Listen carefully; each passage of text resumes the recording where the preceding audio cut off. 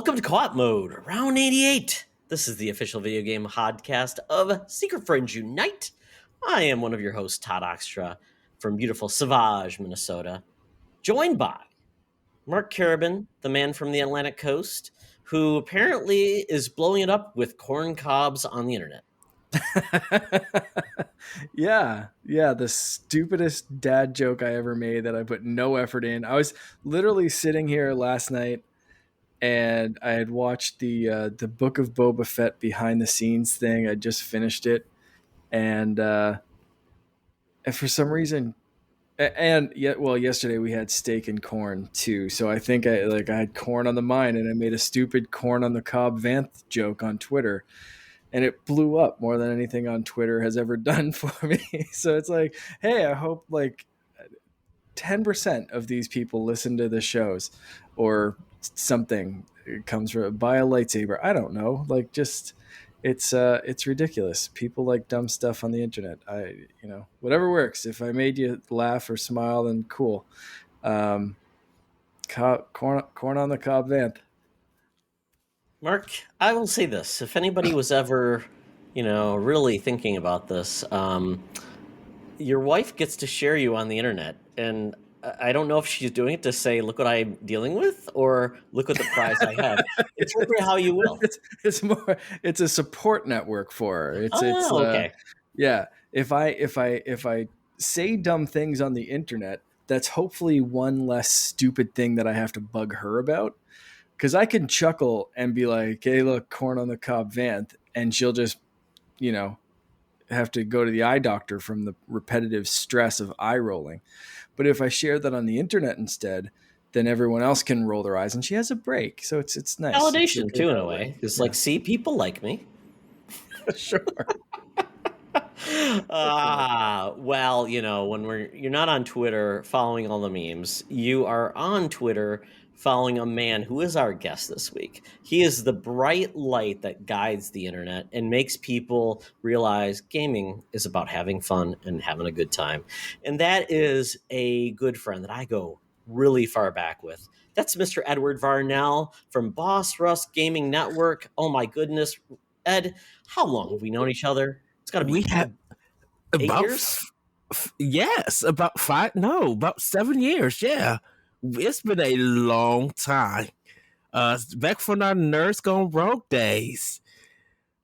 Oh, wow. I remember the first time I met you, and I'm like, this Edward cat is crazy. And it's been just fun watching everything come along, and you and Corey, and we had Corey on a couple of weeks ago, and so glad to see and awesome to see what you guys are doing on the interwebs. But you know what, Ed?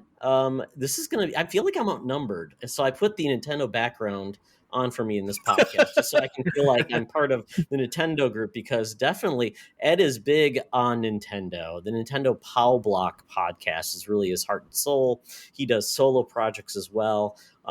Just a really good dude. So if you want to check that out at the end, obviously at the show, and we'll tell you where he's found, but this is going to be a lot of fun. So we always, when we have guests on the show, we used to give their background. We said, the best way to get to know people is get to understand their taste in games. And we do that with Buy, Rent, Return.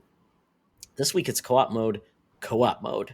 We are going deep, and I picked these. Mark's like, okay, you went a little rogue, Todd. I thought you had a stroke. I'm not going to lie. You sent me this game list, and I was like, oh, Todd's just having wacky pills today, because these games have nothing in common. And then you cleared it up for me, and it made sense.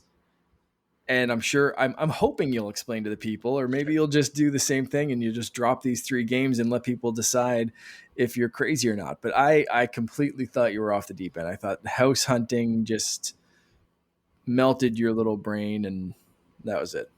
Well, when you're playing Hotel Guest Simulator and doing a bad job at it, that's what I did this week. Instead of playing Hotel Mario.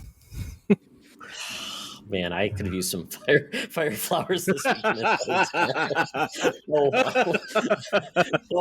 get into this. Yes, there is a method to my madness, Mark. So this is Buy, Rent, Return, but it's with a co-op theme. So I picked Buy, Rent, Return games with co-op in mind.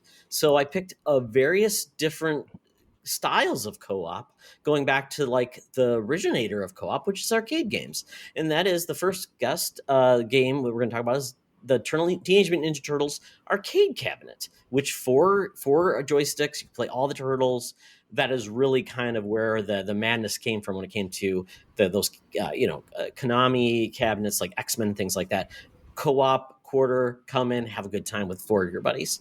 Sea of Thieves. Now, this is another co-op game where you need co-op to survive against other players. You have a ship, you have shipmates, you're the captain. You probably could get mutinied because you're a bad captain. So you got to be good and play well with others. So that's part of co-op. So we picked Sea of Thieves, and that was kind of Luke Lore even put out a point. He said there should be PvE in Sea of Thieves, which I would like totally agreed.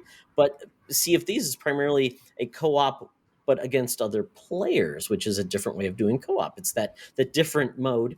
And then lastly, Destiny 2, which has PvP and PvE elements as well. With 4 of your buddies, you can go and take on the campaign. You can do it solo, which is kind of the whole point of like the different ways of doing co-op. So with those choices, TMNT Arcade, Sea of Thieves, and Destiny 2, where would you stand? We start with Ed. So with these 3 games, would you buy, rent, return these games?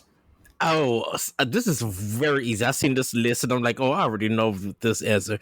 I'm buying Teenage Mutant Ninja Turtles arcades. I'm renting Sea of Thieves, and I'm returning Destiny 2 or Destiny. Corey is hurt.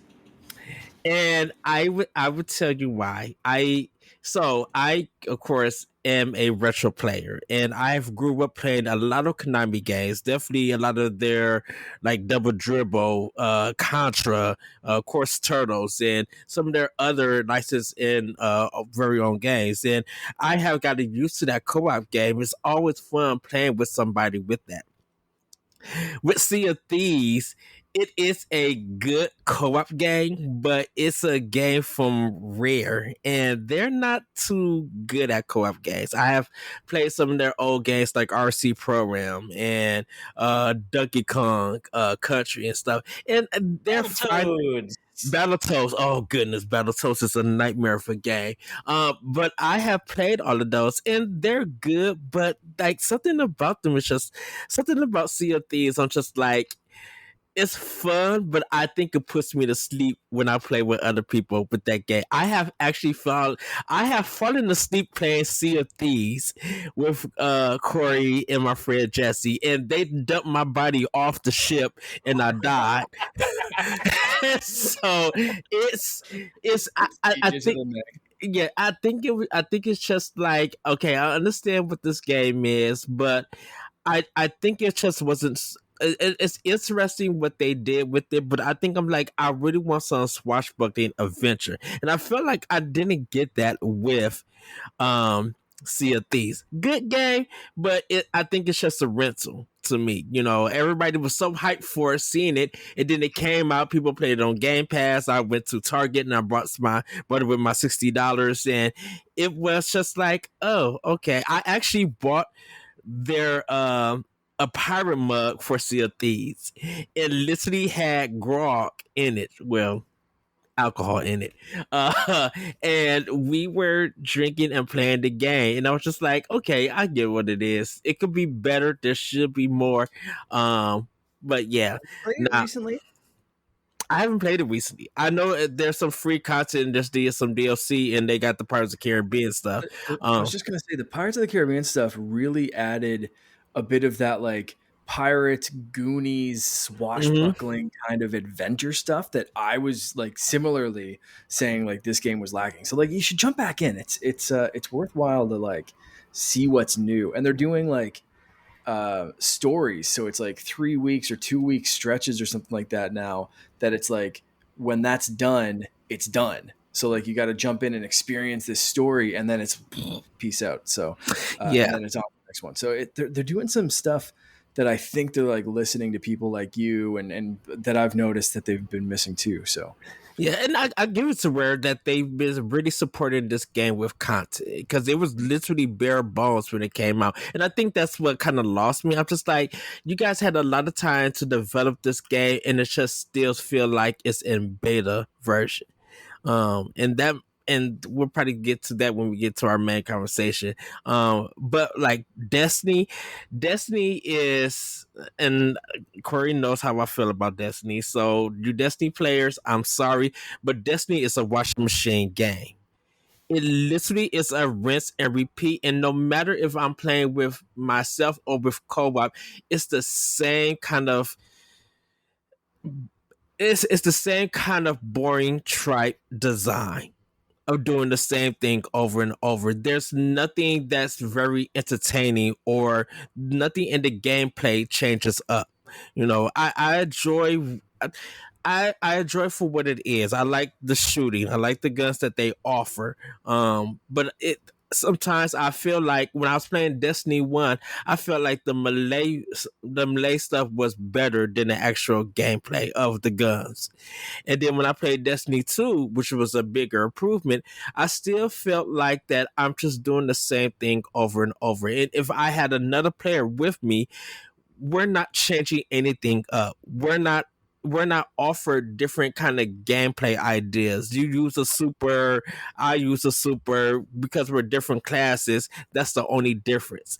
And it's just like this, I gotta do this for 30 plus hours of, just to get a gun or get experience or pass a story and stuff. I'm like, this is a little bit too redundant. And so I feel like if what I wanted this game Destiny to be is that, yeah, you can have gunplay, but I want some Devil May Cry action. I want to be able to someone be like, okay, I'm gonna treat this like ActRaiser or Sim City and really build some stuff. Like I wanted the gameplay to really switch up in here in this, and it never felt that way. It felt like I start a mission, I get to an area, I shoot some baddies, continue the mission, get to the last part that I'm locked out of. If I die, I gotta kind of redo everything, rinse and repeat over and over again. Even if I fly to a different thing, it was like rinse and repeat. And I was just like, I'd rather play Metroid Prime than play Destiny. Like, Definitely a really, looter shooter. Yeah, it's definitely a looter shooter. If that's not your game, it's going to be like the gameplay doesn't really change up unless you get to like the raids where there's some really unique gameplay. But to get into there, to your point, Ed, it's your life. So I totally get that. So you kind of hurt both Mark and I's soul. So we and Sean Nias is boycott the podcast at this point because he loves Destiny too. But you know what? Hey, you know what? Totally get it. Makes sense. Good picks though. I like your thorough justification.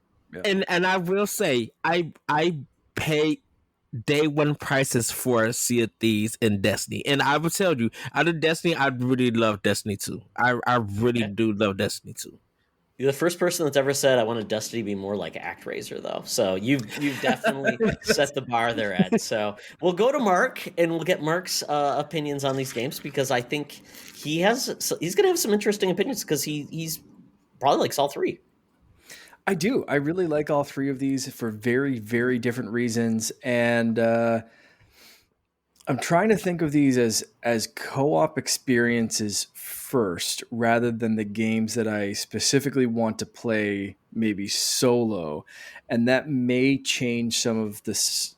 Like, that's kind of changing how I answer this too a little bit. But maybe, I don't know, maybe not.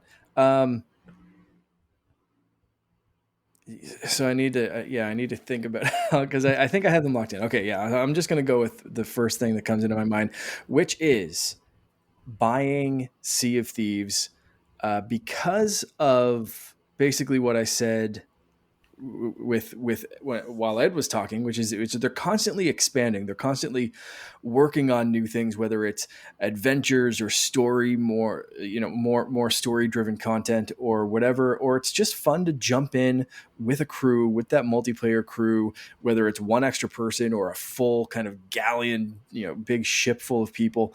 And some of my favorite stuff in Sea of Thieves is teaming up with other ships.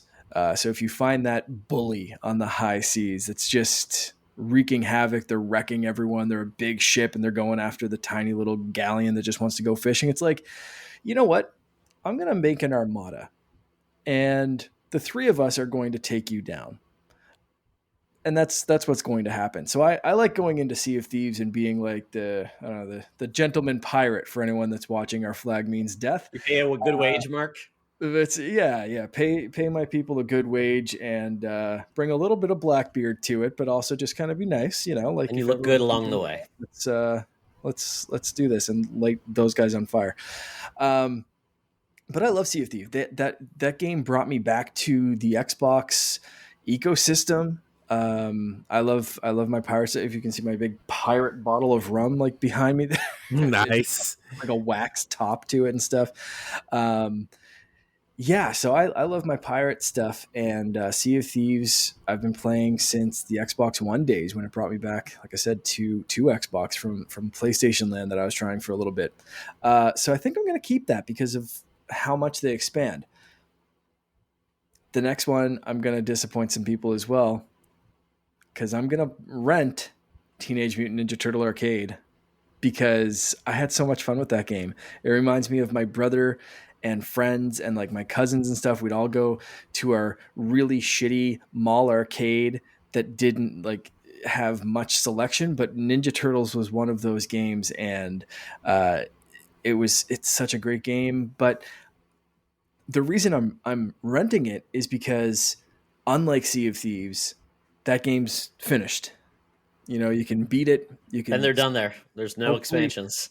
Hopefully I have some time to really beat it and some quarters to put into it. And I can, put some time into that game and really get as much out of it from my rental period that I can. But it is a finite kind of experience where Sea of Thieves is a little bit more open. So that's tilting which one I went with there, because that was a hard choice. Sadly, Destiny 2 is getting left behind in my return pile, with the caveat that I loved Destiny 1 and Destiny 2. I bought the PlayStation, the white PlayStation, when Destiny came out. I'm so jealous. That PlayStation Destiny's. I did a top 10 console exclusives, and I think that became my number. I think that was my number 2 or number 1. That one is beautiful. It's so nice. And then that's the PlayStation 4 that I bought. So that Destiny holds a very special. I mean, I like playing with like such a like the crews that I met, like Todd. I know you go way back in Destiny. I think we played a little bit back in the day. I was part of a Destiny clan. I like love Destiny, but Destiny right now is different than Destiny when it launched. And I feel right now for me to jump back into Destiny is just like Todd said, you need that time commitment. You need to be, if you're in Destiny, you are in Destiny. Like that is it. And where kind of right now for most of my multiplayer fix, I'm either in Sea of Thieves or Fortnite. And that's kind of my running and gunning fix is Fortnite now, and Destiny kind of got left by the wayside. So right now, multiplayer wise, I just don't have the time or energy to put into raids. Like if I can play an hour worth of Fortnite a couple of times a week, I'm happy and consider that a good night, that I don't get, interrupted by a crying baby or something going on. So, like a 5-6 hour Destiny raid is like not in the cards. So sadly, Destiny right now is a return for my life and lifestyle and the amount of crazy content that is in that game that I'd need to catch up on. So I love Destiny, but it's one of those like, yes, great memories. No thanks. It's getting back with an X or something that like, yeah, we had a mutual good split, but like, dodged a bullet there. So yeah. It's so funny with Destiny. Titanfall 2 ruined Destiny for me because of how fast it played. And Destiny 2 just felt like, ooh, this is 32x quality of enjoyment. Really? And Titanfall 2, the gunplay and the fast movement and jumping around. I'm like, this is what I wish Destiny was. Well, that's Call of Duty then, because the respawn crew is Call of Duty, so that's definitely a different feel, right? Versus Bungie was Halo. Yeah. I'm loving the new running and vaulting mechanics in Fortnite. Like if you haven't played like no build mode and stuff, like they added this sprint and like running, jumping, vaulting and stuff that's giving it a little bit more speed like Titanfall. It's kind of cool. But yeah, Titanfall's so good. Oh yeah. Anyway, they're my choices, Todd. But you can play what is it? What's their online Apex what is Legends. their Apex Legend? There you go. So that you can get more of that Titanfall feel. Very, very cool. So I'll just give a couple from the community really quick. So it was funny. So Charlie's co-host Peter, who's in the Discord from Code 47, after we cleared up what we were looking for, he gave me buy Destiny 2, rent Sea of Thieves, and this is the funny part because he must be younger or something, because he said return TMNT Arcade because I know nothing and can find little about this. So I'm like, okay, I get it. Maybe it was just he was not hanging on arcades and hustling back in the day. I mean, there is the Ninja Turtle, there is the Ninja Turtle collection that's coming out, so you had to see the trailer. Collection. Yeah, so you can play that, or you can buy the what is it, the stand-up arcade machines they sell now. That one's really cool, and like $500. And my comic book store has one. It's really cool, very neat, but very very tiny. Yeah. And then famous has a couple of those cabinets now. Yeah, they those keep are adding, cool. like every time I go for a new, like they keep adding a new cabinet. And I have another tattoo booked in a couple of weeks, but it's at a different shop. So I'm like, I really hope this chick has arcade games. All I ask. That's my requirement. I don't care what you are. Like, I play what's it called? Burger Dash Burger or whatever. Time. What was it game called? Burger Time. Anyway, yeah. Sorry. Yeah, Burger Time. Burger That's it. Dash. Yeah, I got super hung on that Is that one. like the Canadian version, Mark? Is that what they called it? Burger Dash. Yes. Oh Burger well. Dash. So famous Seamus said buy TMNT Arcade, rent Destiny 2, and return Sea of Thieves. So it's interesting. We're getting a little bit of a mix here. Everybody's got a little different diversity. Yeah, exactly. So I'll wrap this up really quickly. I'm going to buy Destiny 2 because it's the game I've been playing since 2014. My son still plays it. He likes to play. I like to play with him because he plays on Xbox. I play PlayStation. It has cross-play, cross-save, everything. It's the most forward-thinking online game in the world because there's no barriers. You play how you want to play. The first part's free to play on any console. It's great. Let's see. Then I would go with, and it's just a game that I just continue to go back to. The gunplay is excellent. It's great. I don't keep up with it. I don't raid, but I always play the single player missions, and I'm always available to play with others if you need me and your crew. And it's always fun to just play like a strike or something and just play with other people. It's really cool. Drop in, drop out, co-op, PvE, all those things.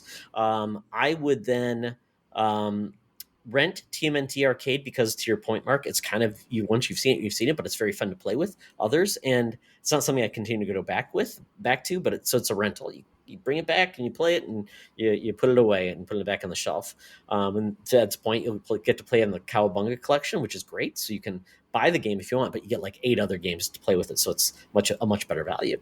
Then I'm going to return Sea of Thieves with a caveat, Mark. I'm returning it so one day to get it back when they add a PvE mode.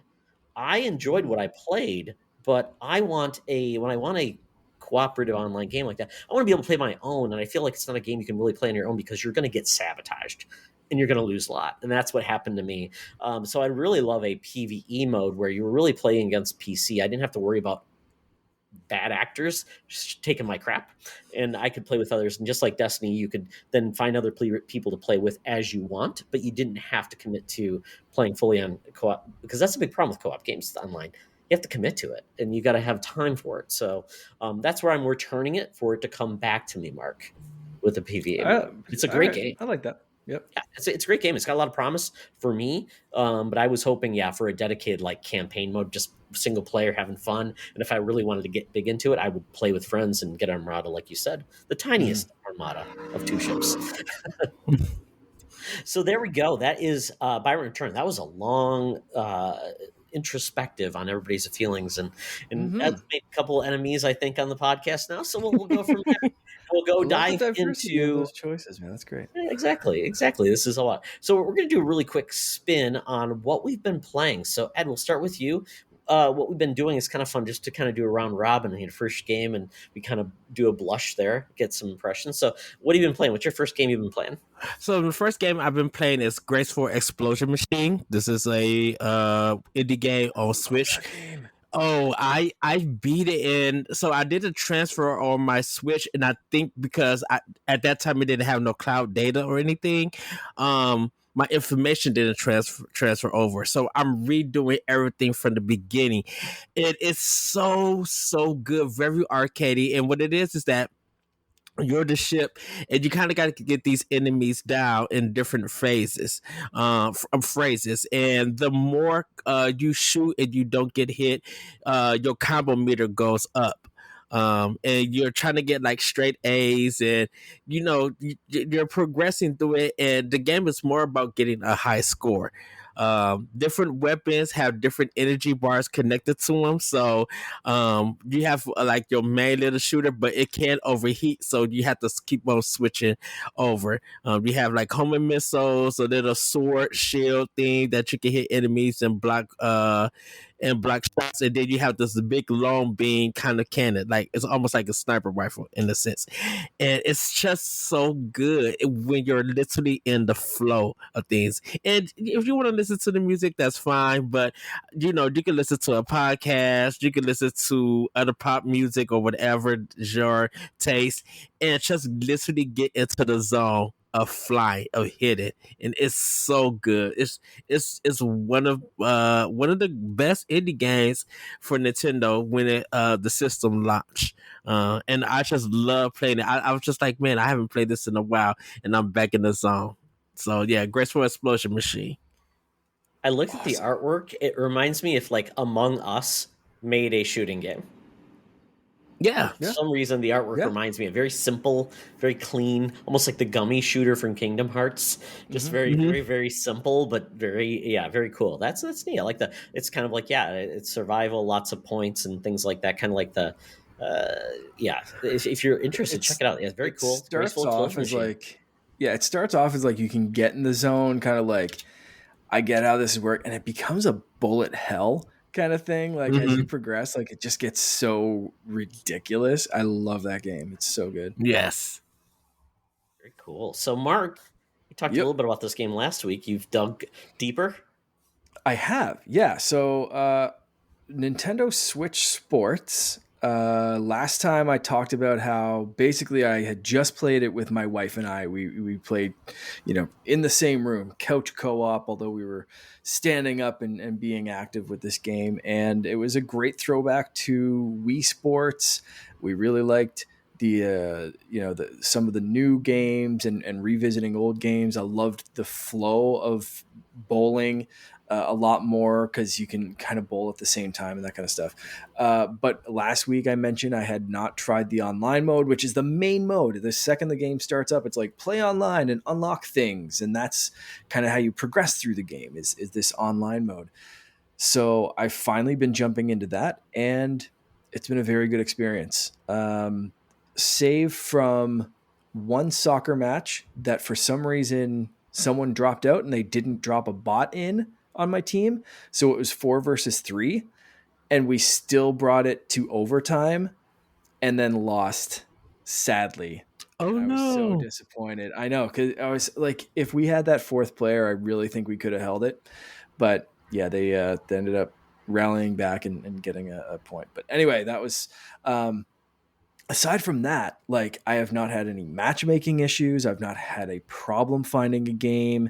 You can kind of select just random and it just goes through and picks random games or whatever. Or you can pick one. If you only want to play bowling, you can focus on that. Or what I usually do, you can pick 3 games that you kind of want to play, and it will pick the first of those 3 games that it can find a good match for you. So you're never really waiting, like, if you continuously selected bowling, you might be waiting in a queue a little while, especially I think as the game gets older and fewer and fewer people are playing it. But right now, very snappy, quick matchmaking. If Splatoon's any indication, it should be the same kind of throughout, especially with that random mode or, selecting multiple games. And it's been really good, really fun. I like being able to unlock different things. One of the frustrating things, so there's like 3 cards full of things you can unlock. So you basically just pick your card And it's like you can unlock any one of these items, and if you unlock the full card, you get like a bonus item. So one of them looks like a cat skunk person costume or something like that. It's really weird. But there's a hairstyle on that card that my wife saw and was like, "That's my hair." And I was like, "I'm gonna get you that hair." Curly hair? Is it curly, like a curly hair? Yeah, it's like curly hair. Okay. Finally, it's like it's Okay. her hair basically. It's like, Got it. Okay. if you've seen a picture of my wife, it is her Oh, yeah. hair. That is it. And so like her character right now is created, and it's okay, but it's not her hair. It'd be like as soon as I can unlock a beard. Right now, my character kind of looks like me, just no beard. And I'm like, okay, fine. Like, point me in the direction of the beard thing so I can unlock that. But right now, I'm like, I'm gonna get you that hair. Do you think that random little spinny majigger will land on that GD hair? No, it won't. I've unlocked almost everything else on that freaking sheet except that hair. So I'm going to unlock, like, I know that's going to be the last thing, and it's going to unlock the hair and the weird skunk person. I'm going to be like, here's your hair. Get this game away from me. But for right now, I'm having fun just like chasing that stupid thing. But that's what keeps bringing you back, right? You're like, I need to get that thing. And the cards are timed. So one of the cards is going away, I think, at this point in 2 or 3 days. Another card is going away a few days after that. And this new card with the hair and the skunk thing, luckily, I have a little bit of time until that one goes away. But it seems like I'll say shop rotates. I don't know if they'll ever come back or how often they come back. No idea how this game works or how the online kind of reward system works or whatever. So I may have missed the first card altogether by not playing the online mode and focusing on my wife's curly hair. But that's what I'm doing. So it's fun. It's rewarding. One thing I don't get is the points distribution. So in order to unlock a new item, you need to get 100 points, and then you unlock a new item on the card. Some games, like I won a shutout match of tennis, like 7-0 or 6-0, whatever tennis goes up to. Like they didn't touch me. I was just like, bam, bam, bam, eat it. Let's go. And it like, I got 0 bonus points for anything. It was just like, well, here's 30 points for playing a game. Thanks. Go to bowling, you get like 2 strikes in a row. It's giving you 30 points. You get like, a spare, it's giving you like double the amount of points. So like you play one match of bowling and you can get like 100 points right in that one match, but you do like a shutout match of tennis and you get 30, and it's just like no bonus points for you, no fancy whatever. So it's like it's not really incentivizing you to play all of the different games. It's kind of incentivizing you really to just keep playing bowling, which sucks. Which is a game that people always play. Yeah. So like I've noticed that, and luckily the little squirrel brain part of me has not been obsessed enough to just keep playing bowling and nothing else to unlock these stupid things, because I want to play all the games. So I have still been rotating through. But it's kind of frustrating when it lands on badminton or something, and it's just like, okay, well, here's another slow game of badminton, back and forth, and I really like it, but I know it's going to be 30 points. You don't get any extras for like, a shutout in badminton or something. Like it's really, they need to figure out the point distribution, and they need to figure out the speed in soccer. I swear, like playing that game after playing Rocket League for so many years, like I have, is just like, okay, well, here's a bunch of snails playing soccer with a giant ball. Cool. The run button makes them go at an almost leisurely pace. Like it's a shuffle. Yeah. Shuffle is like watching your grandparents play soccer, and like the normal speed is just, I'm gonna go make some tea. I'm gonna come back like when you're caught up to the ball. It's just it's really weird. They need to just ramp up the running speed tiny bit. The game would be perfect. Is it because Wii Sports was so like all ages? Don't worry about trick versus soccer, which adds some more like you actually have to go to the ball and do some different things. Should they have like almost like a beginner and advanced mode? So like if the people want to play it slow and leisure, but to your point, Mark, it's like I want a more advanced challenge. I want more speed. Like let's separate the player base if it possible? seems to me, and you might be right, but to me, it seems like they made soccer for. So there's two different Is ways. it pickleball, Mark? No, Is there's it two pickleball? different ways you can play soccer. One's on a smaller field with only Sure. a couple of, like, it can be 1-on-1 or Sure. whatever, right? Yeah. And that's a small field. It's very reasonable Mhm. to have the dash and the speed that it's set at on that small field. Makes it very manageable, make it very easy to keep in. When it's 4-on-4, the field expands. Yeah. Then it becomes ridiculous. So you get a lot of 0-0 games. Yeah. Like pretty much all of my games have been like 2-1 or 0-1 or maybe 3. I think I might have hit 3 goals in one of the matches, but that's only because sometimes the ball becomes golden and is worth 2 points. So very, very low scoring soccer games. But so I think they need to up the speed in just the large field version. They can leave the small one as it is, but the default for online, instead of like the default for couch co-op is the small field, default for online is this massive field with 4 people and whatever, and it's slightly annoying. But that's basically like, you're still getting the Switch Sports stuff. You're still like, if you played Wii Sports, you kind of know what to expect. But I think the online is going to extend the life of this game, especially as there's still some COVID scariness going on that people might not want to gather in big groups or in houses and stuff. So online kind of opens that up. So it's nice. I've been enjoying it, and I'm going to keep with it to get my my wife's hair unlocked and weird skunk person. Nice. Everybody has goals, Mark. Everybody has goals. I'm glad you have yours. Are you using the leg strap for soccer?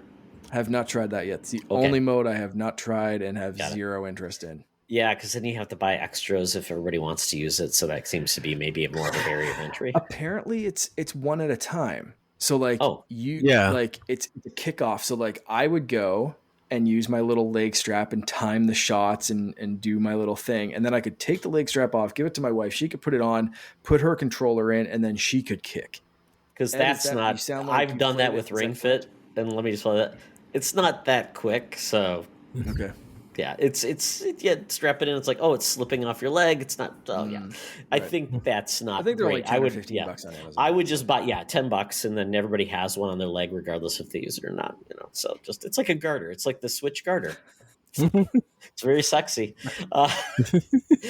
They should have called it that, Mark. They don't call me for marketing suggestions. Another missed opportunity. I know. Oh wow, making the Switch sexy. And they're just ashamed of being sexy. Oh, wow. Yep. Well, moving on to me, in the not-so-sexy game, that is Trek to Yomi. This is on PlayStation and Xbox and PC currently. This was shown on the PlayStation event, and then it came to Game Pass on Xbox, so take that, PlayStation. Play it for free. So I tried this game, and this game is very striking. You might have saw it. It's by Devolver Digital. It's basically a side-scrolling Ghost of Tsushima in a lot of ways. That's the best way to put it.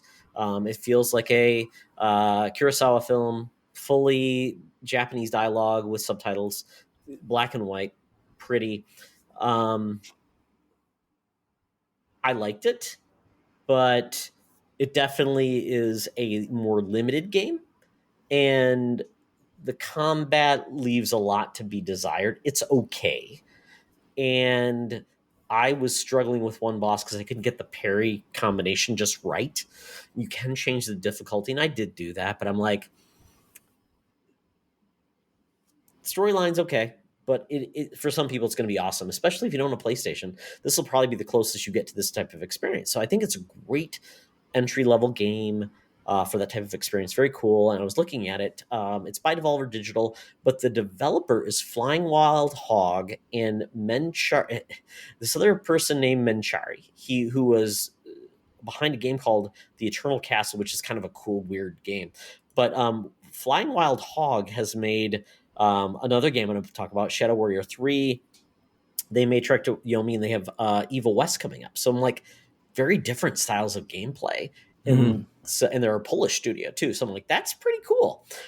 So I think this is well worth checking out. It definitely isn't a game I may stick with because I've already played Ghost of Tsushima, and I think they nail it so well. The gameplay is so cool. I love it. But I think if you want to dip your toes in, it's definitely there, and I don't think it's a very expensive game to play it on other consoles. And I don't see why this couldn't be on Switch, to be honestly, because it's not like a technically demanding game. Mhm. But maybe I'm wrong. I don't know. Maybe it is, and it could challenge a Switch. But I mean, put it 720p, 30 frames per second. I think it would be fine, and I I think it mean, would be an option there as well. a lot of reviews said that it's like only 3 hours. Like it's a really short game. I could Um, see that. Yeah, I could definitely see it being short. Yeah, I think if it comes to Switch, people probably would buy it physically. Um, maybe. I mean, Switch is doing so well digitally on all their. I mean, their digital sales are so high, and they have a lot yeah, of sales. So, I mean, I could see them. This could go to, what is it? limited run. Yeah, I could see it going there too. So it could definitely go there, and that's the first place. Get it on digital to see if it gets an audience. I mean, obviously, and then physical's another double dip. So I think that could be a way to go. And I haven't heard anything about this being a physical release anywhere yet. So Mm. that could be another option. Well, I think the weirdest thing was that when they announced this game, that it was coming to PlayStation, and just like you said, Todd, that it came to Xbox Game Pass. People was wondering why it didn't come to Switch because Digital Devolver's games normally hit Switch first before anybody, and most of the sales that they get, it comes from Nintendo Switch. So it's kind of weird that PlayStation had this exclusive, which we kind of actually talked. I think there's new exclusives now, and it's the marketing exclusive where Yeah, I don't know if there's any marketing though, because it came, like I said, it came to Game Pass day and day. So I don't know if there's any type of deal there. And the only thing I could think of, this developer has not made any games on Switch, so that could be they just aren't comfortable with the platform. They said, they're behind Evil West, which is a game coming out, and they're also made Shadow Warrior 3. So not every developer said they like developing for Switch, or it's as easy as other people. So it's kind of a mixed bag. Yeah. I do have a quote actually from an interview okay. with Gaming Bolt, the game director. I may murder this last name, Marcin. Holy shit, that's a lot of consonants in one. Kursipin? Polish, so Kryzipin? I don't. Anyway, Yeah. sorry, Marcin. Anyway, the game director said, and I quote, "We don't exclude the possibility of there being a Switch version in the future." So Sure. nothing definitive, but at least that's directly from the developer saying, basically, kind of, Todd, what you thought. Like they might be more comfortable Sure. doing the other platforms because they are a little bit more PC like. You can kind of spec them up. You don't need to worry about the horsepower of those systems versus the Switch. Like there seems to be a lot going on, background particles, different effects, different things. You don't know. A lot of these games that look simplistic have a lot of, I'll say, baggage that slows the Switch down, or that the Switch isn't optimized for. That you'll see that a lot. Like this game's not, it doesn't look super impressive. Why is it slowing down my Xbox? And indie developers, I'm not saying like it's something that they should just get rid of magically and move your magic wand and make games, because it's so easy. But it's one of those things that with extra horsepower in the newer consoles, maybe they didn't have to worry about that. Right? They didn't have to optimize it as much as they probably would have to for Switch, and like turn this effect off or turn that thing off or turn that whatever.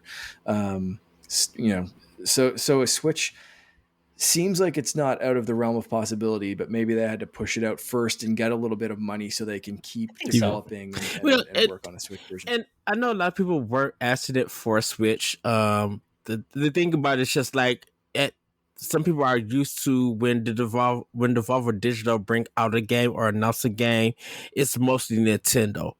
So people just automatically think that it's just like, wow, this game is coming for PlayStation. Because one of the fears for indie games on PlayStation and Xbox is that Sony and Microsoft don't support indies like they used to back in the day. I think they do. It's just the Switch audience is so much more likely to buy games because you don't have a service like you don't have a PlayStation Plus on Nintendo. You have largely just Nintendo games on that. So I think and Xbox does a lot of indies day and date on Game Pass. Like, Yeah. I mean, so ultimately they may not make as much in Nintendo because Nintendo largely doesn't give you games like that for free. So you got to buy them full source. So, and it's a smaller marketplace. And when those stellar games showcase on Switch, they do really well. Yes. It's because Nintendo has a lot of noise on it, but when the big, really good like games that are indies show up, they perform well. So I think it's a mixed bag because I mean, if anybody, PlayStation 4 really, Xbox 360 with arcade did great for indies. Yes. PlayStation 4 did great with indies.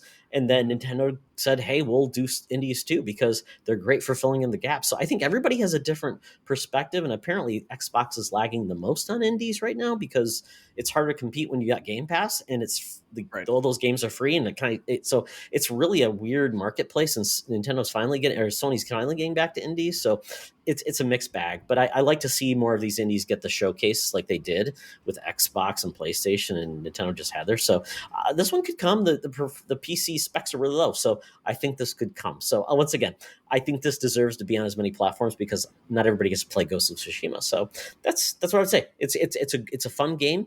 And I think everybody should check it out. And I think it's well priced for the entry point. So we'll go from there. So Ed, one more game you've got, and then we'll wrap this up with the last picks. So the last one I've been playing is Tetris Effect Connected on Switch. Thank you, Nintendo, for adding Bluetooth headsets. I know everybody joke. I know everybody had their fun. But man, Mizuguchi and his team did a phenomenal job with this soundtrack. I love Tetris. I've been loving Tetris ever since it came to the Game Boy, ever since it's been on PC. Even in the arcade games, like I've been a big fan of the Tetris. And now just playing it on Switch with the music and stuff, and I played the demo on PS4 and I thought it was cool, man. Playing later levels of Tetris Effect Connected, bopping my head to the songs, trying not to get distracted from the backgrounds, man. It is just like Graceful Explosive Machine, addictive. I'm doing like the campaign, and I would not stop playing until I finish all, it may be 3 or 4 levels. I need to finish all 4 or 3 levels before I progress to the next part. And I'm just loving everything that they have on it. And I'm kind of mad because it doesn't have a soundtrack mode where you can just listen to the music and everything. I want that so bad because, man, the game has bangers. Literally bangers. And I got these Sony headphones, great quality, and I just do click, get 2, 4, line, and it's just it's so good. And I love the diversity of music that they do. Sometimes you got house music with religious chanting, or you might have a jazz effect with rap hip hop beats, and it's so good on how Mizuguchi and his team mix it up. So yeah, Tetris Effect Connected. I know people have it on Xbox. If you have it on PlayStation or PC, that's great. Literally, I feel like it's at home on the Switch. I played that on Xbox. Yeah, I did too, with the whale, and it goes through. Yes. Yeah, and apparently it's the best way to play this game though is VR. They said I was just VR, gonna say, so I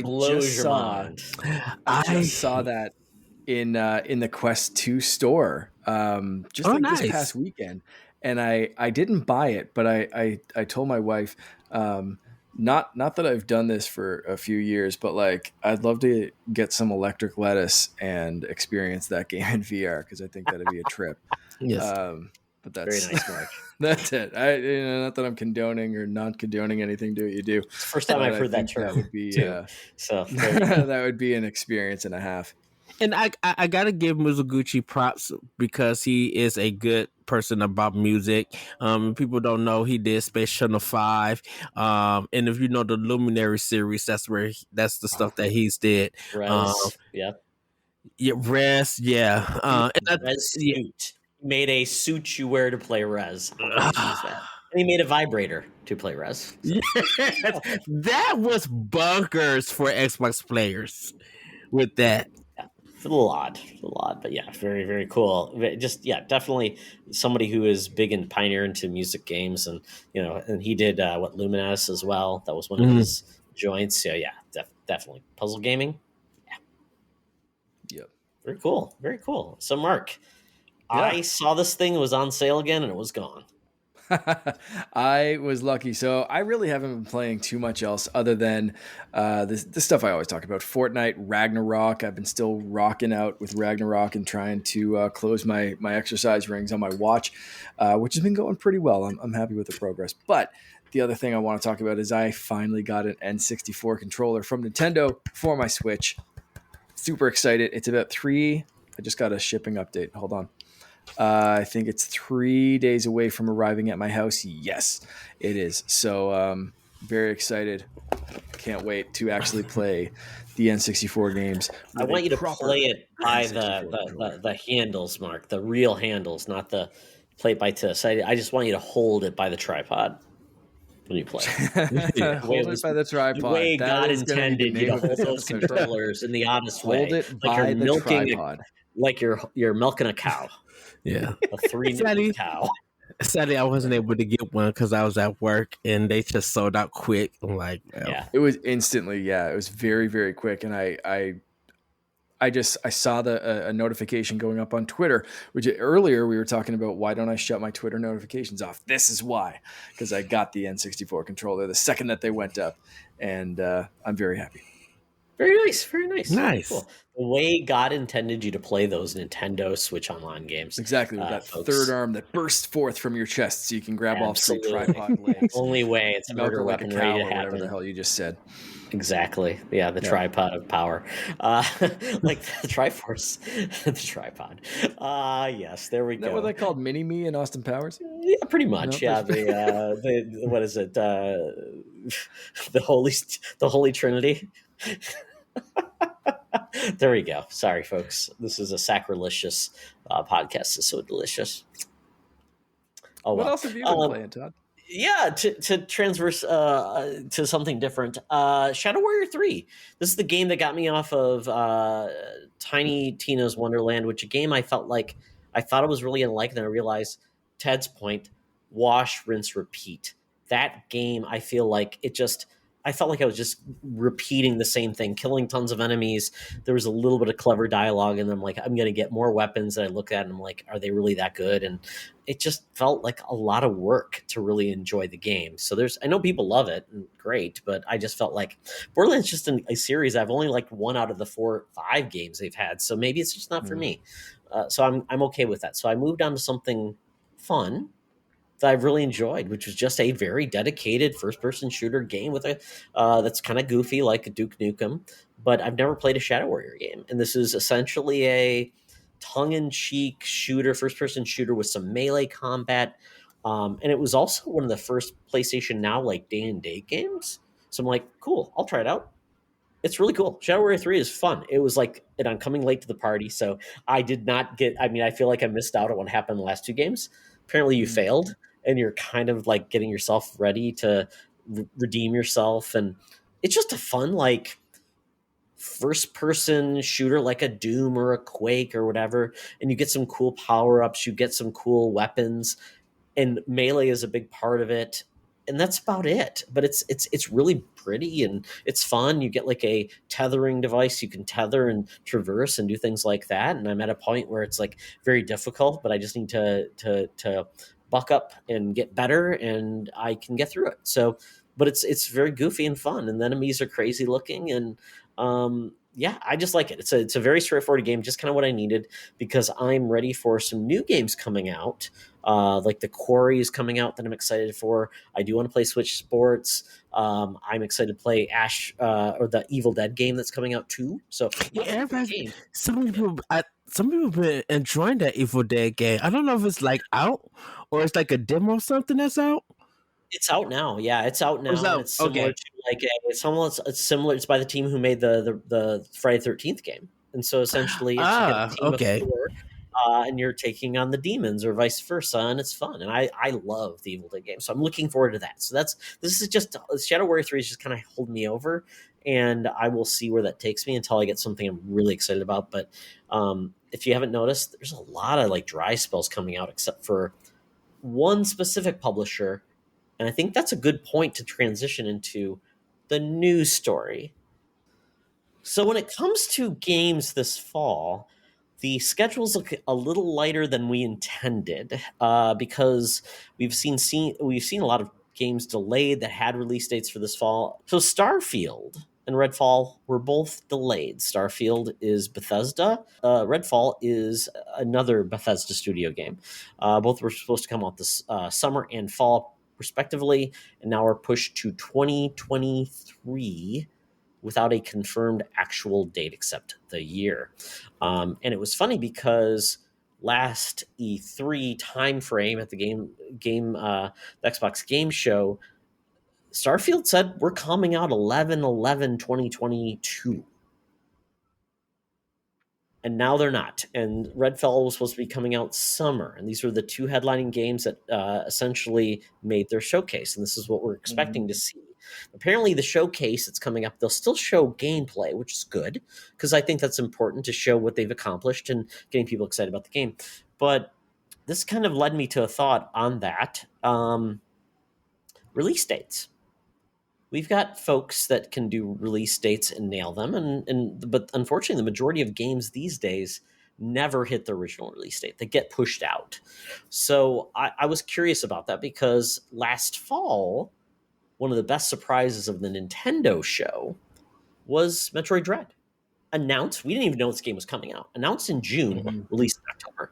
So essentially, that game was done. When they announced it, it was done, and they said, we'll just take the time to market and launch, and no surprises. And everyone loved the game, and it's probably the best performing Metroid game of all time. A comparison to Fallout 4, also announced in June, released in November. The way Bethesda said, and everybody said we should do the Bethesda model. Microsoft, we also had last year, was it 2020, we had Last of Us 2, announced, had its date, and then it was said, delayed indefinitely, and then came out 3 months later, which is just weird. So I guess in this thought, I mean, it's going to be a shame because Xbox, that was kind of the only games we know of that had release dates for Xbox this fall. Nothing is actually, Xbox has no games in 2022 now from a first-party perspective. So that's disappointing because they had such a huge, at the end of the year last year with Halo and Forza Horizon. PlayStation has no games confirmed for this fall, but you know who's got a lot of games confirmed for this summer and fall? Nintendo. Nintendo doesn't play games. The only change we got was we got a flip-flop with Splatoon and Xenoblade Chronicles 3, which was just weird. Just I'm assuming that, but that's fine. But they're locked and loaded. They have not missed their release dates largely except for Zelda. But Zelda's never made their release date. So it's like that's kind of like you put it out, it changes. So what do you think? I mean, who does it right? Who does it wrong? And ultimately these days with social media, everyone's engaged, the audience is there. Is there a point to putting a release date over a year away when ultimately does it even matter? Because if you announce it now, are we going to remember that in the mix of everything, the game's coming out? Does it really drive anything except for when it's delayed, people get pissed? So what's our own thoughts about a delay? I can answer this first. Let me get into it. Everybody hold on to your horses and your Kit Kat bars. So Nintendo does it right and everybody else does it wrong. And I'm going to tell you why.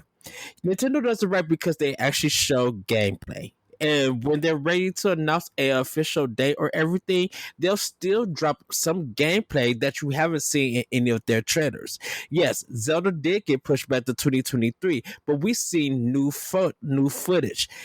No gameplay. No gameplay, Ed. No gameplay with Metroid Prime 4. Yes. Either. But with Metroid Prime 4 being moved, they also said they got moved into a new building. So they knew that they had nothing ready to show for it. And they were getting more of that new talent from a lot of Western developers and everything. So, but they still haven't confirmed anything because they were just like, you know what? Yes, we would love to say, we would love for Metroid Prime 4 to show you guys, but it's right now it's still being developed. We don't got nothing ready for you guys. When we're ready to show you, we'll show you. This is the problem that happened with Redfall and Starfield.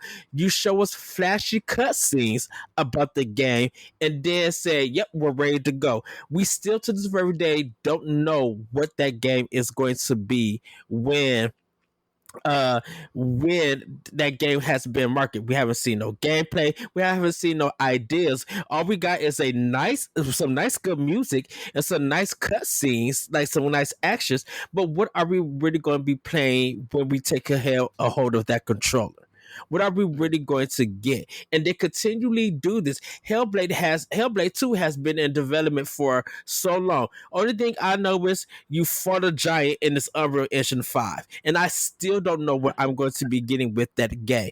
And we kind of had this discussion on Nintendo Power Block about we know what we could plan for the fall for Nintendo and the winter. We got like, Bayonetta 3, we got Mario Strikers, we still got Advance Wars because that got pushed, but that got pushed for a good reason. And we know what we're getting with that stuff. And so I feel like Nintendo does it right when at least we get an idea of what we're going to get to. I can't do anything. I can't do anything or fathom anything what Microsoft or Sony is going to do when they only just show me cutscenes. I want to see what you guys are going to make my purchase of your next gen system really do with your first party games. I want to get into the worlds that you said that I was promised I was going to explore with some actual gameplay. I've seen more cutscenes than I have seen of gameplay. So when they release these dates, for us, we don't trust them because we haven't seen anything. And Cyberpunk has been a big factor in it. Cyberpunk hurt release day announcements. So you're absolutely right, Ed. Yeah. Yeah. So go ahead, Mark. I was just gonna say, I remember when Starfield, like they did that big ballsy announcement in the trailer, and the only thing people were taking away from that, it wasn't like the game looks great, whatever, blah blah blah, like, oh, how is this, like those questions came later. The first question, every single place, news outlet, every interview that you read, the first thing they asked, do you actually think you can hit that release date? Exactly. Like anyone that was interviewed was just like, yeah, we're pretty confident we put it in the trailer. And like obviously that has come back to bite them in the ass, but like 14 months, right? I mean, is that yeah, essentially right? later? Like that, there's calling your shots, and then there's like, why? I feel like if you can't show gameplay in your first trailer or your second trailer and you give us a release date, I'm not trusting it. I'm not believing that you can even if you can't even give me a little gameplay section but could say that we could hit a release date, I don't believe you, because you weren't even able to hit me with some gameplay ideas or some actual gameplay for your game. You and your team put more into lighting a butt than you have into lighting a fight that I'll be actually beginning to play. Don't give me the flash. Give me what I'm going to be getting when I give you my cash. No flash, show me the cash, Ed. Right. Exactly. I mean, and Mark, I mean, if you think about it, I was looking at Nintendo's release schedule. I mean, I can just give it to you right now. I mean, it's Mario Strikers, June 10th, Fire Emblem Warriors 3 Hopes, June 24th, Xenoblade Chronicles, July 29th, Splatoon 3, September 9th, Winter. Is it really winter? Pokemon doesn't have an actual date. So we're thinking, Scarlet and Violet, but there's been no gameplay. We did get a quirky like hotel thing that was kind of neat. And then Bayonetta is 2022, and then we've got spring. There we go. So really, we've got nothing past September with an actual date. So that's smart because they've got their E3 or whatever we're going to call it coming up, where they confirm all that stuff up. So that's fine. I like that approach because it's ultimately we'll tell you when it's ready and you'll buy it when it's ready versus Mm-hmm. getting your hopes up and it's like, oh, it's going away. I think Nintendo's learned a lot up from that with Bayonetta and also Metroid Prime. And I don't know if Zelda ever really had a true release date. I think they said 2022, but they never Yeah, committed to a date, right? no, they No. stuck the year on there. That was about it. But Yes. yeah, and then came out and delayed that. But I mean, And I kind of think saw that it come. was really cool for when Zelda now gets delayed, Anuma comes out and apologizes and saying why they delayed. And I think that's why we appreciate more with Nintendo, because that actual director came out, made that apology, and really said that, hey, sorry to everybody that we had to delay this, but we're still cleaning stuff up, and there was a little bit of some new ideas that they want to add to this game. When it will come out, is coming out next year. At least he was man enough to do that. A lot of the developers, I think, if Bethesda them would have came out and just made just a quick video and show some gameplay, I think people would be excited to be like, oh, that's We're cool. gonna get the gameplay. We're Yeah. gonna see that at their show. They committed to that. Once they delayed it, they said we're gonna show you gameplay to show you where we're at. So that's important. But I And mean, we don't need somebody to sit there and bow and say it's coming later because Nintendo did that. Because that's Nintendo's way. They're like, oh, it's never because Zelda. Unfortunately, they commit to a date and it always gets delayed. So Nintendo. All we can say is, Nintendo, why even put a date out? Just say when it's ready. Stop doing yeah. that even. So it's kind of just silly because they even show like all they've shown us is like essentially 33 seconds and they add an extra 3 seconds. And so let's not put Nintendo too high to say they've shown us gameplay. They've shown us a bit and and Nintendo's fans are evidence. Like that's like 3 hours to Nintendo fans because they Well, fast yeah. forward and look at it. So, but we've had like God of War had actual gameplay, cinematics, and things like that. But we still don't know. They said 2022. And I wouldn't be surprised if that game gets delayed too because of the world we live in. So, but Mark, from your end, I know you were saying it's kind of like it's good to have a target. Do you feel it's good to have a target, or do you think internal targets are important? But why share those with the public? And that's where I think it's like being on a team. It's good to have important internal targets, but I always think like, why share anything with the public until you're ready to show it? Because the public is an horrible, ugly mess, right? So for me, I don't get too hung up. There's so much to play. There's always going to be stuff to play. If they didn't release a single like if no companies released a single game this fall, like Nintendo comes out in June and they're like, hey, we know it's like our usual E3 time. Here's our showcase. Guess what? We got nothing coming out in June. We're not even getting Pokemon. That's being pushed back. Just suck it up, people. Nothing's being released this fall. If every single company did that, I would still have like 70 years of backlog shit to go through. Like, I'm not worried about the games that I'm going to have to play. But I get people being upset and whatever, but I'm wondering if there's something that we haven't mentioned yet on this, and that is a lot of these companies, or all of these companies, I think that we've spoken about so far, have shareholders to answer to. And that could make a bigger decision than internal goals or dates, as far as like, like, hey, team, we're setting this as our goal date. And that could have a little bit of it, but also like, pre-orders and getting fans. Like I don't think that has as much of a like pressure, or as like, I don't think that puts as much of a point on these release dates as like the shareholders waiting and saying like, okay, we want some Q3 results. What's going to bring us home for the fall, and like what's going to lead into Q4 to bring this year and make us the most money as shareholders possible. And like all these companies have to be like, oh shit, yeah, no, don't worry about it. Redfall is going to release, and then Starfield's going to release, and then this is going to release. Like, I think these companies, like, they have to put those out. And I honestly believe that Bethesda meant it when they said they thought that Starfield, and I think they're like, to Ed's point with Nintendo, like coming out, like the higher ups coming out and apologizing. They didn't do a video for this one, not that I saw, but the tweets that I read from Phil Spencer, from the Bethesda team, everyone seems sincere. They seem to want to get these games out, and they seem like these delays are heartbreaking to them just as they are to us. So it's tough to hate on anyone. I think, stuff happens. I even in like I work in the audio industry, and I know like I get people calling and messaging and stuff and saying like, hey, where's my vehicle? I ordered it months ago. My brother's one of those people. His new Maverick is supposed to arrive in 3 days.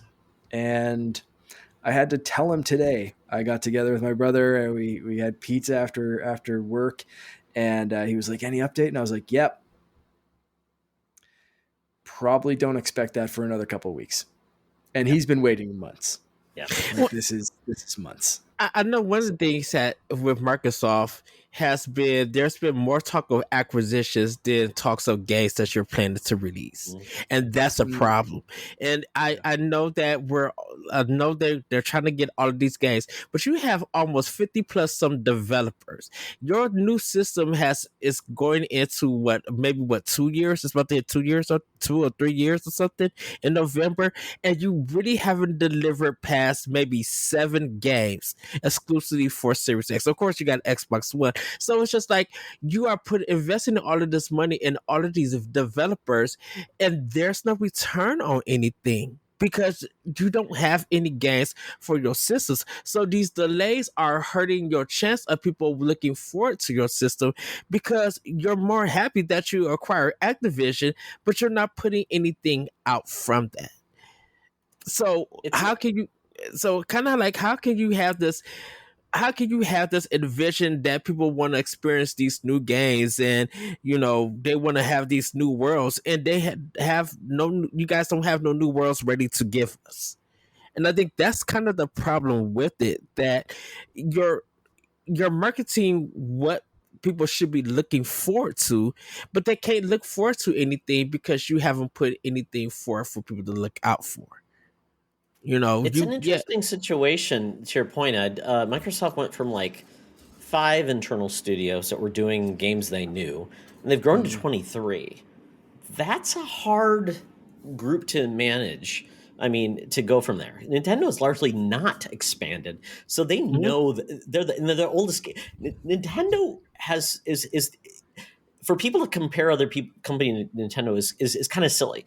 Nintendo's been around the longest, so ultimately Nintendo doesn't get to make the mistakes that everybody else does because they've been around longest. So if Nintendo makes those mistakes, that's just them being dumb, putting things out there in advance. But I would say with Microsoft, they just are struggling because they want to be accommodating. They want to be the studio, the company you want to go to, because we're not going to compromise your values, and we want to make a good environment. And so that's where I would go back to Mark, and this would be a challenge to say to Bethesda: if you want to make no grind, you want to make don't put release dates out until the game is done, because what does that do?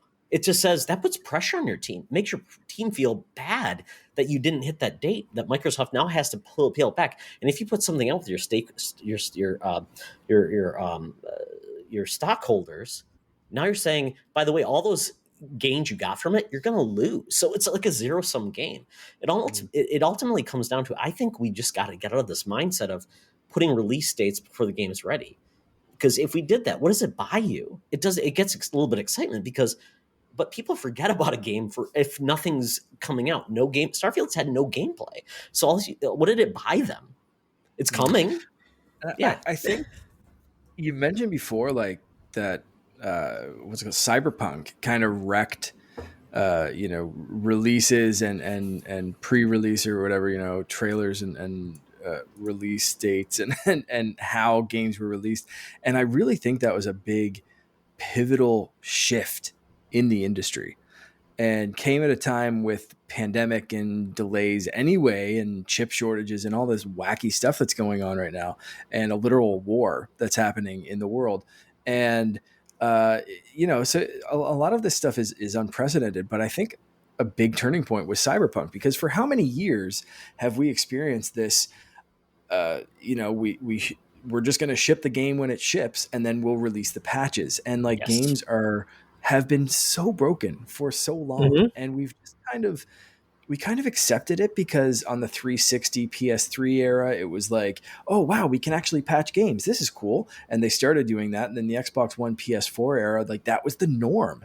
It was just like internet speeds are faster, hard drives are bigger. We will release this game as it is when we feel like it, and then we'll just patch it. And like a game might not be completed or whatever, or like even ready for like 6 months past when it's in a store.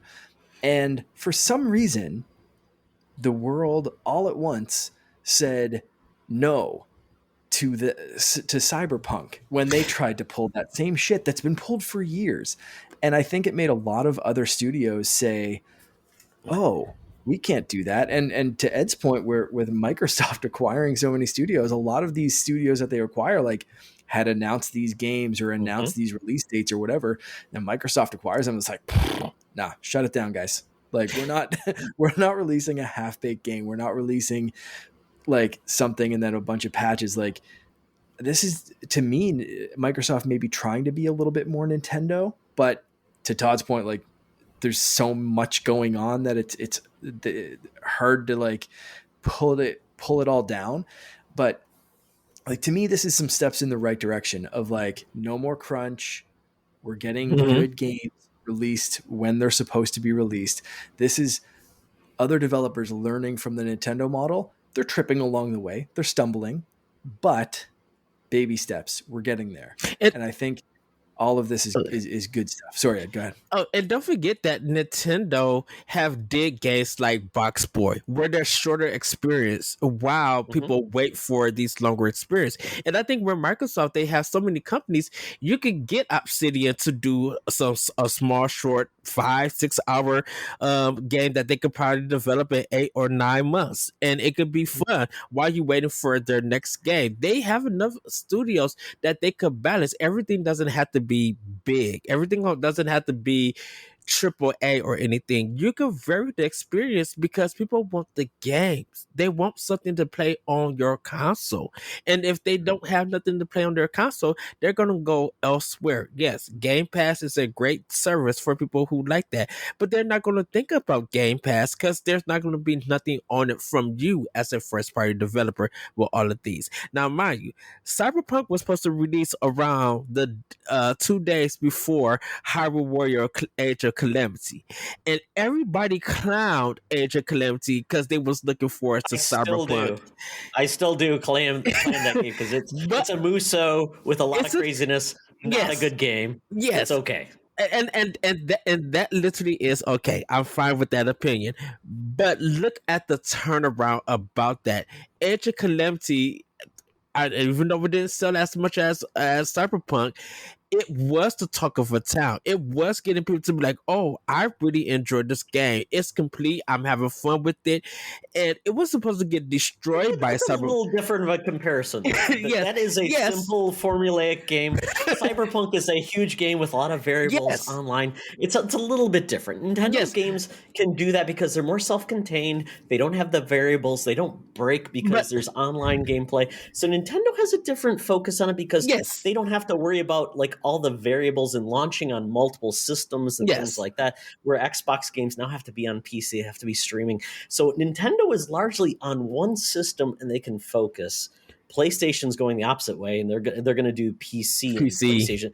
Yeah, exactly. So I think it's a little different. I mean, it's a different comparison. So Nintendo largely is working off of hardware that's 7 years old, well known. They don't have to worry about bleeding edge. They're set, and essentially they took resources and games that they were going to develop on multiple systems, and now they can do that. So Nintendo definitely benefited from a largely bad Wii U performance, 3DS that was dying off. So they were able to put all the resources against one console for the first time. So they benefited where they had games in the pipe and they could do that.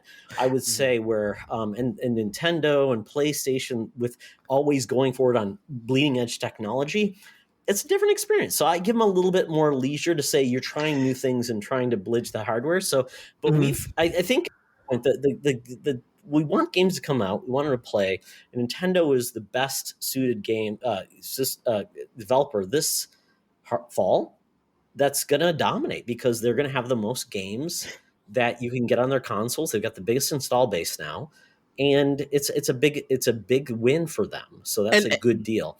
And to give everybody heads up, we're just talking about first party. We're not talking about indies and third. We're literally just talking about first parties. Call of Duty is still going to come out this fall, and it'll be bigger than any Nintendo game this year. So ultimately, Nintendo doesn't have that game. And in Call of Duty, when we talk about release dates, Call of Duty has still not even announced a damn game yet, and it'll be out this fall. So if anybody does it, great. Call of Duty does because they deliver every year with the biggest game of the year, and they wipe everybody out. So but it's so weird with Call of Duty because even with Cold War Vanguard, they came out.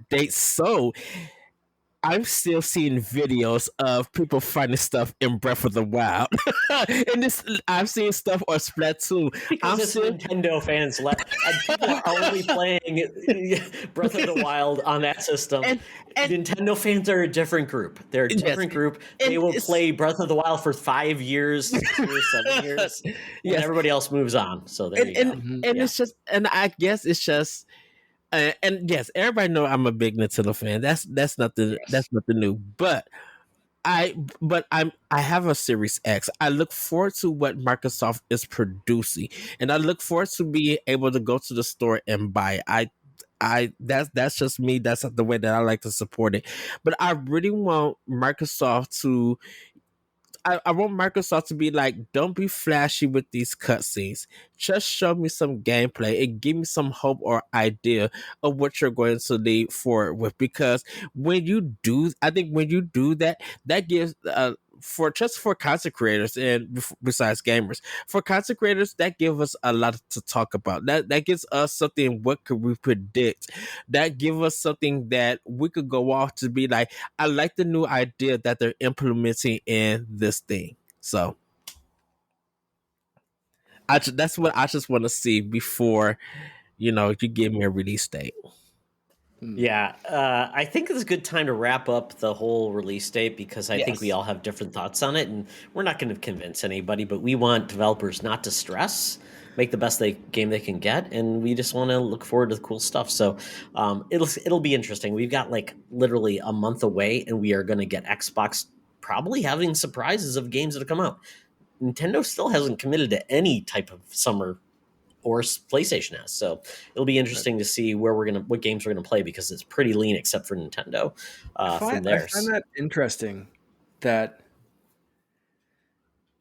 just the way the conversation goes, like you kind of detailed, aside from Pokemon, we don't really know a lot past like summer for Nintendo, but people seem to think like, oh yeah, Nintendo has a ton of stuff in the pipeline for the fall.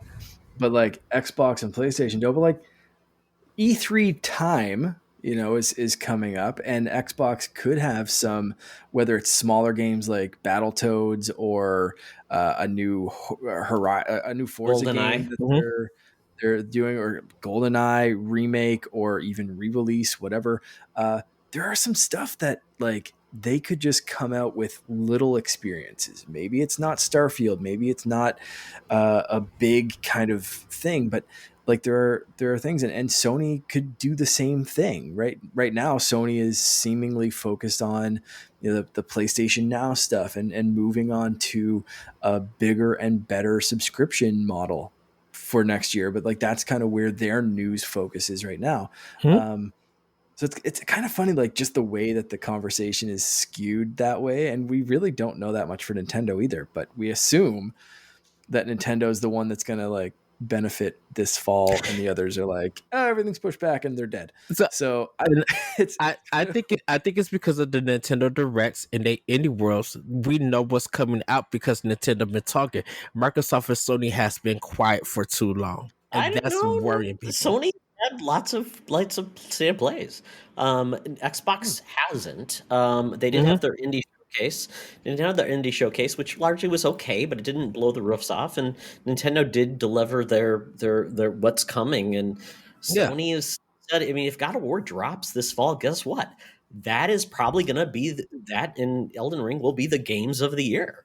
And that will make Nintendo look like, okay, we had Switch sports in this and Pokemon. So don't negate the fact that Sony's been doing this just as long, and it almost, just 10 years less than Nintendo, and they can deliver game of the years every year. So they can, but once again, you got to start talking, because that's what people are concerned. I don't think they want to. They don't want to guarantee anything because they don't want to have a Last of Us 2 and it gets delayed. Yeah, they don't have to guarantee. They said 2022. Yeah, they said 2022, and I think Xbox has something in its back pocket. Well, a lot of people hope it has something in its back pocket. Exactly. Motorsport. Yeah, I think they might, or with I've heard Gears of War potentially. They could get something there, or they could have a Halo collection or something like that. That could make very many people happy. So I'm excited. Yeah, we'll see what it goes from there. So, Mark, where do you want to go next? Do you want to take us out? That kind of morphed into bonus round territory. I thought so. Yeah. Yeah, we did talk a little bit about co-op gaming though at the start. Totally up to you, Todd. I've got some time if you want to extend this, or I'm good calling it there and calling that our bonus round. That was a really good discussion, so I'm happy with where this ended. Okay, so maybe we just do a very quick round of co-op. So very quickly, we're going to go to a quick bonus round about co-op because we said we would do it, so we may as well get to it. So co-op gaming, where it's at, where it's currently going to be. So what would you recommend the best of co-op on a console? So we'll go from here and we'll say everybody, we have Switch, we have Xbox, and we have PlayStation. Largely does co-op pretty well. So we'll go with Ed, of course. Switch with co-op games. 3 games you recommend that do co-op really well. Mark, Xbox games you would recommend that do co-op really well. I'll do PlayStation games that do co-op really well, local or online. Okay. So, for me, of course, Mario Kart 8 Deluxe is great for co-op on Switch. So many people are still playing it around the world. Definitely with the new DLC that's coming out. There's just something about getting in and having fun playing Mario Kart with your friends. Yes, you can't really chat through the game and you got to use other means, but it's always funny and zany, and you really are surprised to see people's skill sets in that game. So definitely Mario Kart 8 DX or Deluxe is definitely one of them. I would say one of the best co-op games on Switch. Excellent. Sure. Yeah, I'll jump in. This isn't Xbox specific, but since I play it on Xbox, I'm gonna go here. And I'm just going to mention Fortnite. It's how I keep in touch with friends across a bunch of platforms. I happen to play it on my Xbox Series X. But one reason that I play Fortnite and that I continue to play Fortnite is because it's one of the best examples of cross-platform, cross-save, cross-progression, and just everyone kind of getting along. And Fortnite forced Sony into doing that in a lot of ways, which is awesome, and pushing the I think, platform forward or whatever. And we just saw today Fall Guys Live for everyone is coming out in June, I believe. I can't remember the exact release date, but seeing that go the same way, and of course Epic owns Fall Guys just the same way they do Fortnite. So it's great to see another game being pushed in the same way. That it's going to be cross everything, and I'll probably pick that up on on Xbox as well, and probably have it on my Switch for when I'm on the go.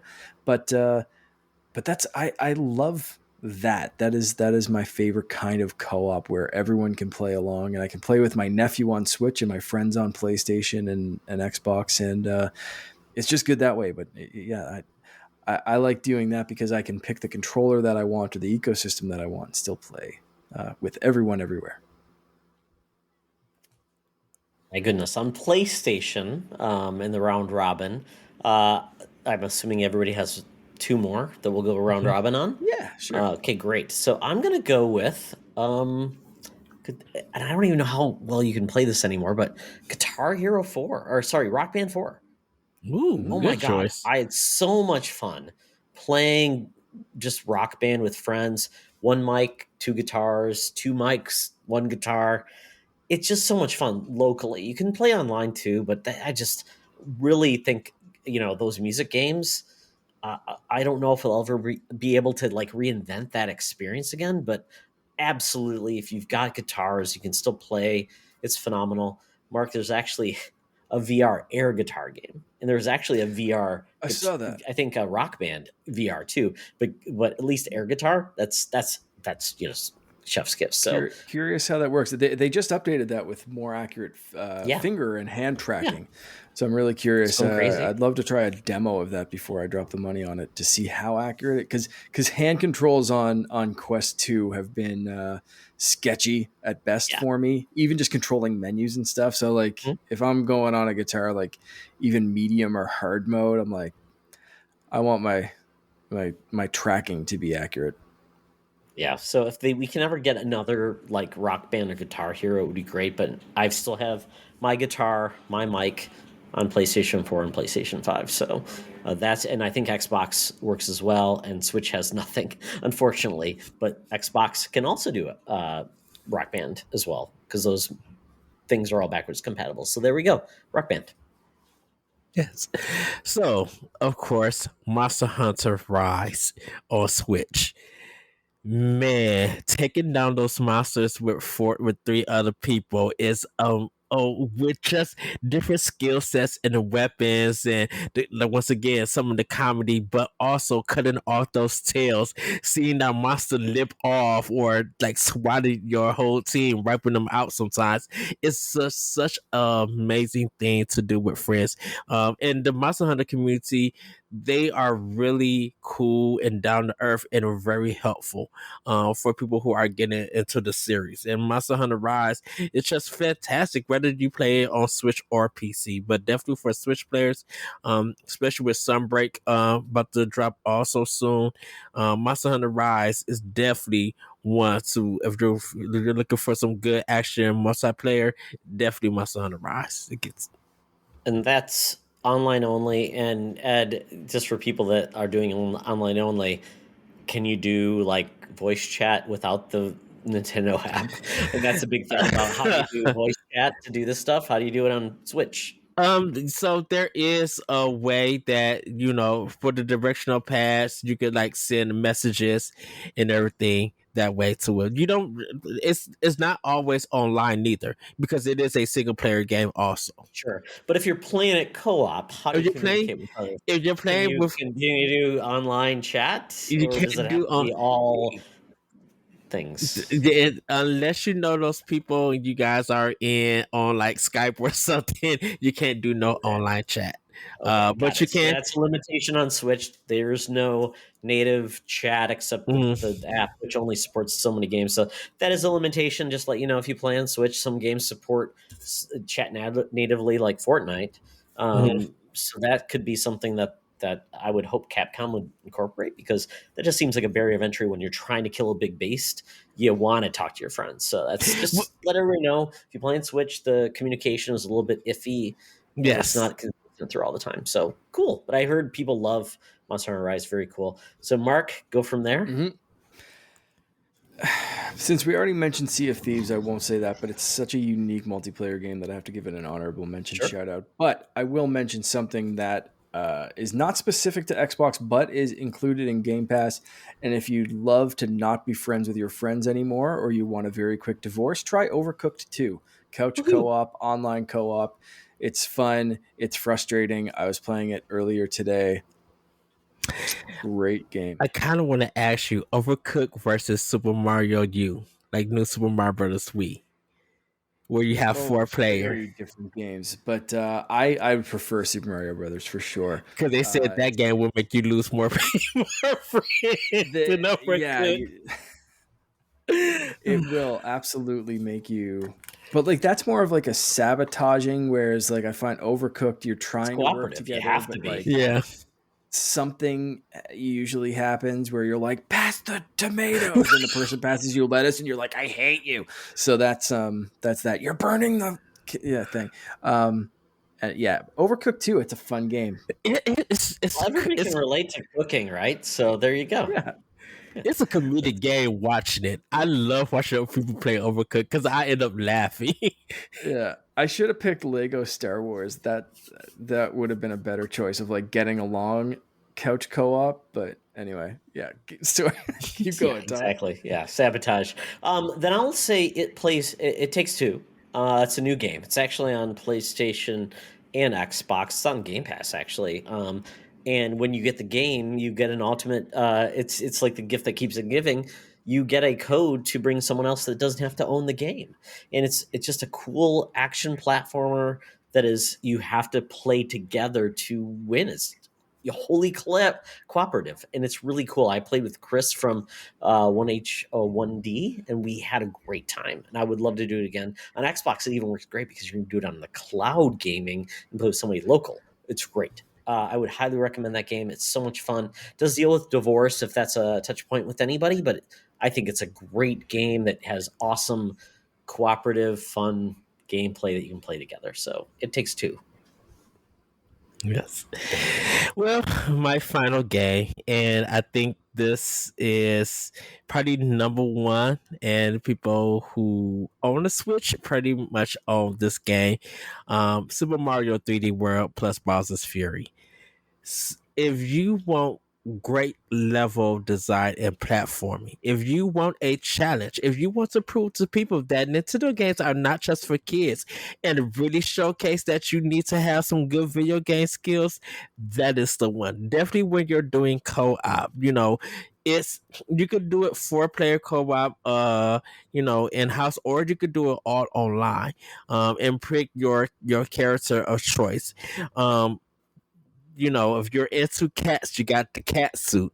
If you like turn into a bee, you could do that. If you'd like to see like 8 different Marios all running together trying to solve puzzles, you can do that. And the music is fantastic. It's so good.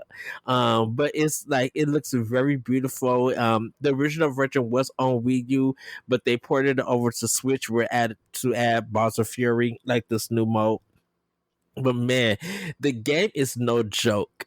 But it's so fun playing with co-op players and just where everybody's trying to get onto the same platform. Someone dies, and once again, comedy, pure comedy. But when everybody works together, it is such a fun ride. So definitely Super Mario 3D World plus Bowser's Fury. If you own a Nintendo Switch, this game must be in your collection. And Ed is re-embracing the get good co-op nature of it. You got to have some skills. Yeah, it's a great game. Yeah, I think that's an awesome 3D Mario game. That's actually a lot of fun. I love that game. For my last pick, I'm finally going to pick an Xbox exclusive. And I know Halo's been talked about and dumped on and whatever. So is it Ryan Turfert?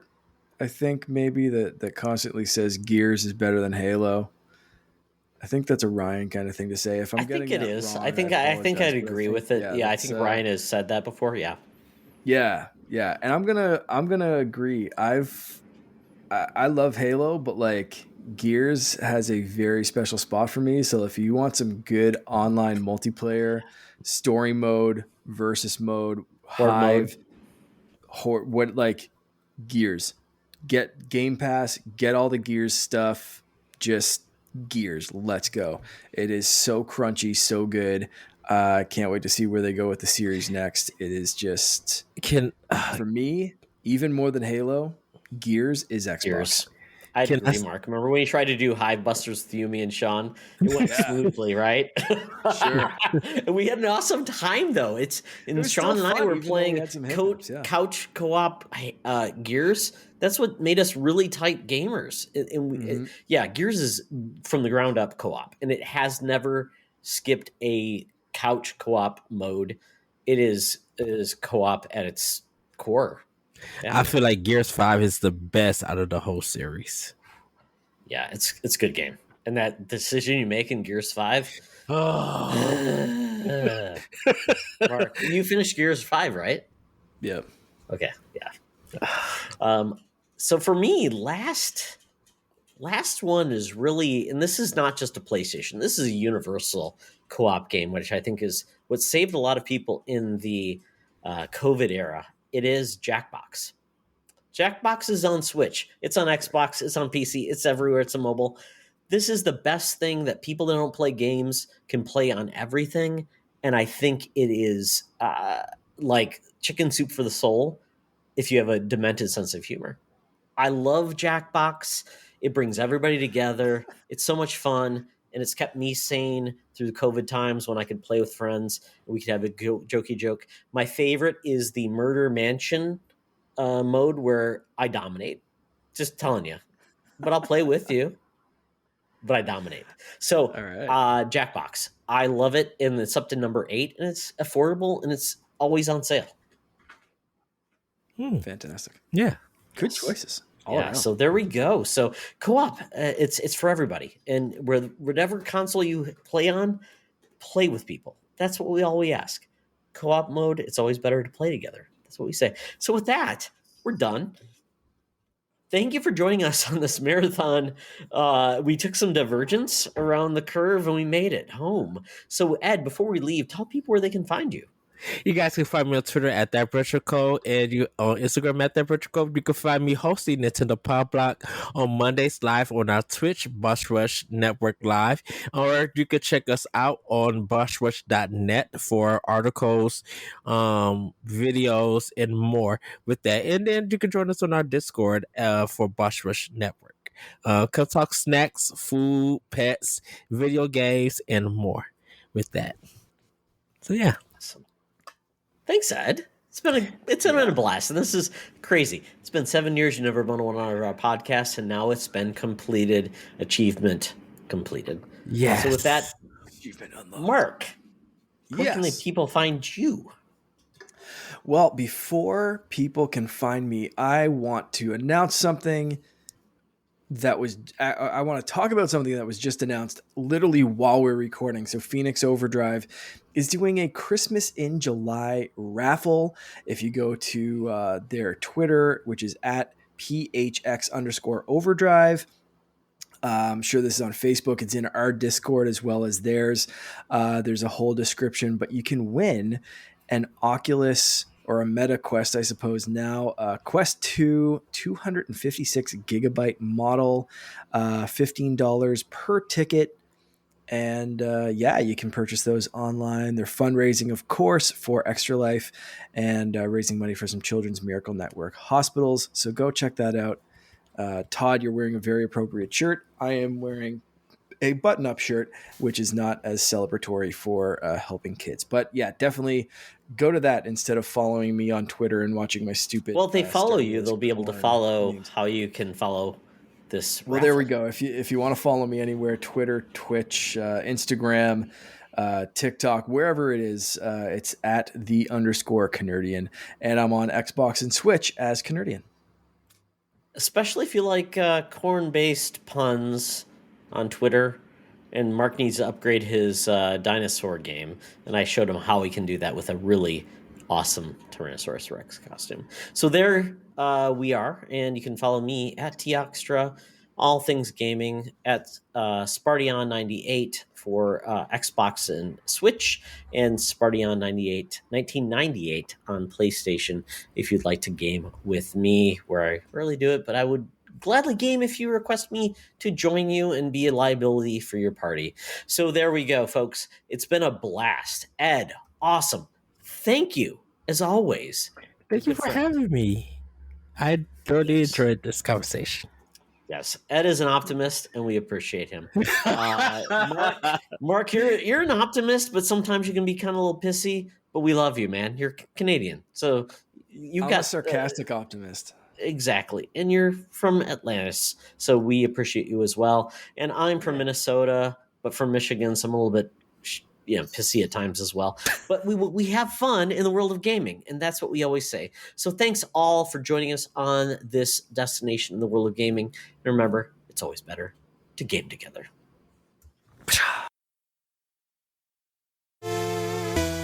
This podcast is part of the Secret Friends Unite podcasting network. Visit secretfriendsunite.com for more great shows, articles, news, reviews, and more.